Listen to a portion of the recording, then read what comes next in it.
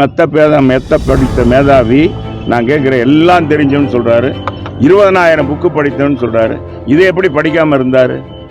தமிழ்நாட்டுக்கு மீனவர்களுக்கு ஏற்பட்டிருக்க பாதிப்பை எப்படி தெரியாமல் இருந்தார்? இதுக்கு ரைட் இன்ஃபர்மேஷன் தான் ஆக்ட் தேவையா? தெரியும். அவர் என்னமோ கட்சித்தீவு புதுசாக அவர் இதில் நான் என்ன ரைட் இன்ஃபர்மேஷன் அதிலேருந்து கேட்டு நான் வாங்கி இன்றைக்கி பேசுகிறேன்றாரு.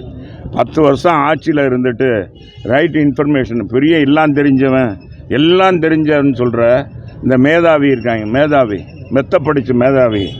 அவர் என்னன்னா, எங்கள் அம்மா இது 2006 அதை குறித்து குரல் கொடுத்து அன்னைக்கு இருந்த மத்திய மாநில அரசை கண்டித்து போராட்டம் நடத்தியிருக்கோம். நாங்கள் பலமுறை கடிதம் கொடுத்துருக்கோம். அது மட்டுமல்ல, அன்றைக்கி கலைஞர் அவர்கள் கொச்சையாக சட்டமன்ற தொடர் கூட்டத்திலேயே மீனவர்கள் ஆசைப்படுகிறார், பேராசைப்பட்டு மீன் சுவையாக இருக்கின்றதுக்காக அந்த எல்லை தாண்டி போய் பிடிக்கிறவங்கள அவங்க வரவேற்கவா செய்வாங்க, பூ போட்டு வரவேற்க செய்வாங்க, குண்டால தான் சுடுவாங்க, இது அந்த மாதிரி இருக்கக்கூடாதுன்னு சொன்னார். ஏன்னா அவர் தான் அந்த கச்சத்தீவு கொடுத்ததுக்கு 1974 காரணம். எனவே அப்படிப்பட்ட அதையெல்லாம் அம்மா தான் தோல்வித்து காட்டினாங்க. உச்சநீதிமன்றத்தில் வழக்கு இருக்குது. நான் கேட்குறேன், இதே மெத்த படித்த மேதாவி நான் கேட்குறேன், எல்லாம் தெரிஞ்சோன்னு சொல்கிறாரு. 20,000 புக்கு படித்தோன்னு சொல்கிறாரு. இதை எப்படி படிக்காமல் இருந்தார்? தமிழ்நாட்டுக்கு மீனவர்களுக்கு ஏற்பட்டிருக்க பாதிப்பை எப்படி தெரியாமல் இருந்தார்? இதுக்கு ரைட் இன்ஃபர்மேஷன் தான் ஆக்ட் தேவையா? மத்தியில் ஆட்சியில் இருக்க உனக்கு எத்தனை உளவுத்துறை மூலமாக எவ்வளோ பேர் எடுத்துக்கூடாங்க? ஏங்க, ஒரு டேப்பு செல்லில் பேசுகிற ஒருத்தர் மறைமுகமாக டேப்பில் வாய்ஸ் மெயிலில் பேசுகிறத எடுக்க முடியுது அண்ணாமலைக்கு. ஆனால் மீனவ சமுதாயம் பாதிக்கப்படுகிற மிக மோசமான அந்த கச்சத்தீவு பிரச்சனை இல்லை. ஏன் மோடிஜியிடம் முதலே சொல்லி நடவடிக்கை எடுத்துருக்கக்கூடாது? நான் கேட்குறேன். சரி, உச்சநீதிமன்றத்தை அதிமுக வழக்கு தொடுத்தது ஏன் தெரியாதா?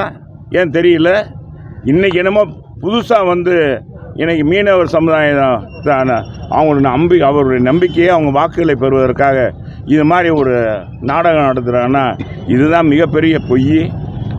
அதான் சொன்னேன்ல, திமுக ஒரு பொய் சொல்கிறீங்கன்னா அவங்க மகா பெரிய பொய்யை சொல்கிறார். அதுதான் இது நடக்குது. என்னங்க அந்த லோக்கல் வண்டின்னு இந்த எந்த வண்டி டெல்லிக்கு போகுது, எந்த வண்டி டெல்லிக்கு போகலன்றது மக்கள் தீர்மானிப்பாங்க. அண்ணாமலையார் தீர்மானிக்க போகிறாரு. அண்ணாமலை பிறகு ஞானியா? அண்ணாமலை சொன்னால் ஓட்டு பூரா விழுந்துருமா அந்த பாரதிய ஜனதாவுக்கு? ஏங்க, இதெல்லாம் நடக்கக்கூடிய காரியமா? மக்கள் தாங்க எஜமானார்கள். நீ பேசலாம், ஆட்சி அதிகாரத்தில் இருக்குன்னு அண்ணாமலை பேசலாம்.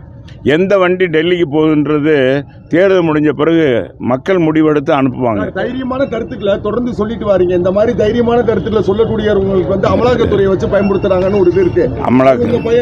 ஏங்க, எங்களுக்கெல்லாம் மடியில் கணம்ல வடியில் பயம்ல தலைவா. இதெல்லாம் நான் இன்னொன்று சொன்னால் ஜெயிலே எங்களுக்காக கட்டப்பட்டது. ஜெயிலே வெள்ளைக்காரனே இந்த சட்டம் கொண்டு வந்ததே எங்கள் எதிர்த்து தான். வாய்ப்புட்டு சட்டம் கொண்டு வந்தது எங்கள் சமுதாயத்துக்கு. ஆனால் இப்போ இல்லைங்க, இப்போ ரெண்டாக சுச்சிப்பி. ஆனால் அண்ணாவை அழகிரி ஆனாவை எதிர்த்தே அரசியல் பண்ணுவேன். உங்களுக்கு தெரியும், நான் ஆனாவை எதிர்த்தேன். எவ்வளோ பெரிய ஜாம்பவானாக இருந்தார்.